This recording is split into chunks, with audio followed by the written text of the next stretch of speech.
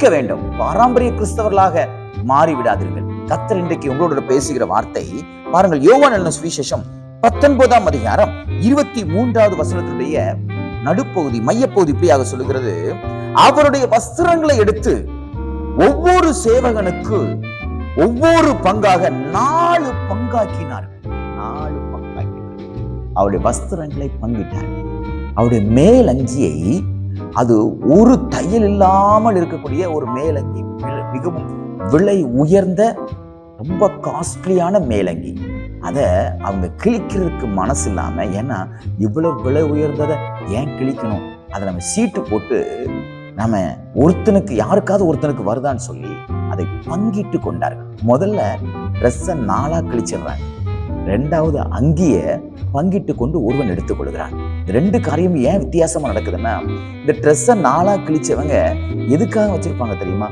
தன்னுடைய காரியத்துக்காக துடைப்பதற்கும் மற்ற சுத்தம் செய்வதற்கும் அவருடைய இயேசு கிறிஸ்துடைய ஆடையை வைத்துக் கொண்டார்கள். இந்த அங்கி என்று சொல்றாரு. யூதர்கள் 2 ட்ரெஸ் போடுவாங்க. உள்ள ஒரு ட்ரெஸ் போட்டிருப்பாங்க, மேல ஒரு அங்கி போட்டிருப்பாங்க.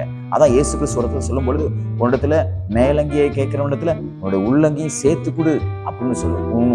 உள்ளாடையும் சேர்த்து கொடு என்று சொல்லுவார். 2 ஆடைகளை போட்டிருப்பாங்க பாருங்க. மேல் ஆடை என்பது பெரிய அங்கியை போல இருக்குது. அதையும் அவர்கள் பங்கிட்டு கொண்டார்கள். அன்பான பிள்ளைகளே, இயேசு கிறிஸ்து தன்னுடைய வஸ்திரத்தை கூட அவர் பங்கிடும்படியா ஒப்பு கொடுத்தார். இன்னைக்கு உங்களுக்கு மாறாக நான் ஒன்று சொல்ல விரும்புகிறேன். உங்க சொத்தை யாராவது பங்கிட்டு உங்களுக்கு முன்னாடியே நின்று அதை பங்கிட்டு எடுத்தா எப்படி இருக்கும்? நம்ம மனசு தாங்குமா? நம்ம மனசு எப்படி ஏங்கும்?